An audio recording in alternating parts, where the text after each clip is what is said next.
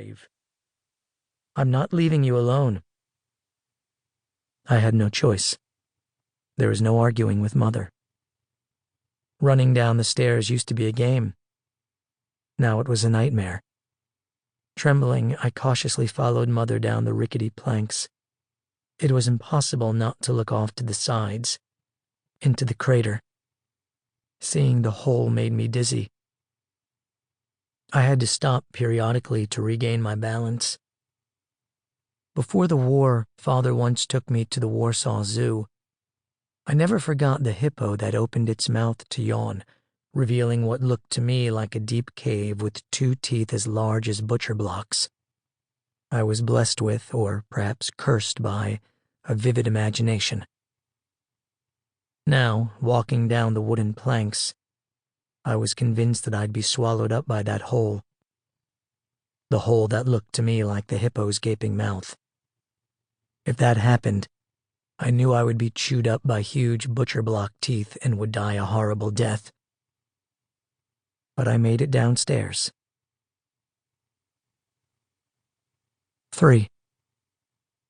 When I finally reached the courtyard alive, it was a great relief. While Mother waited in a bread line, I stood off to the side.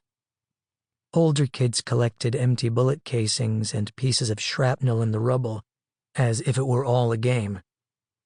My relief was short-lived. Suddenly there was a sharp whistling sound followed by an explosion. Thick dust and smoke filled the courtyard. I couldn't see anything. When the smoke settled, some people who a second ago had been standing on the bread line lay dead. Others lay wounded. It all seemed unreal. Dazed, I watched. Frozen in place, the distance between life and death had vanished. 1 second life, the next death. A miracle. Mother was unhurt. 4. Even before the air raid, contradictory rumors had run wild in Warsaw. It was difficult or impossible to know the truth. One rumor that started circulating was that the invaders were going to mobilize all the men for slave labor. True or not, many young men left Warsaw as a result. Father had decided to leave Warsaw as well. Mother and I remained behind and endured the air raid without Father. The plan was to join him later. After Father left, Mother seemed worried. So I too began to worry. What is going to happen to us? Each time I looked at Mother's sad, anxious face, I worried even more. I didn't ask questions. I was too afraid of the answers. Mother had no answers anyway. She wasn't alone. No one had answers. Then some people came after the Nazi attack and told Mother they had heard that after leaving Warsaw, Father was killed in an air raid. 5.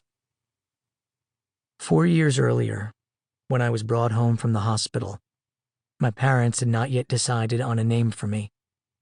Then Father noticed that as I lay in my crib, I was staring intently at the flowers on the wallpaper.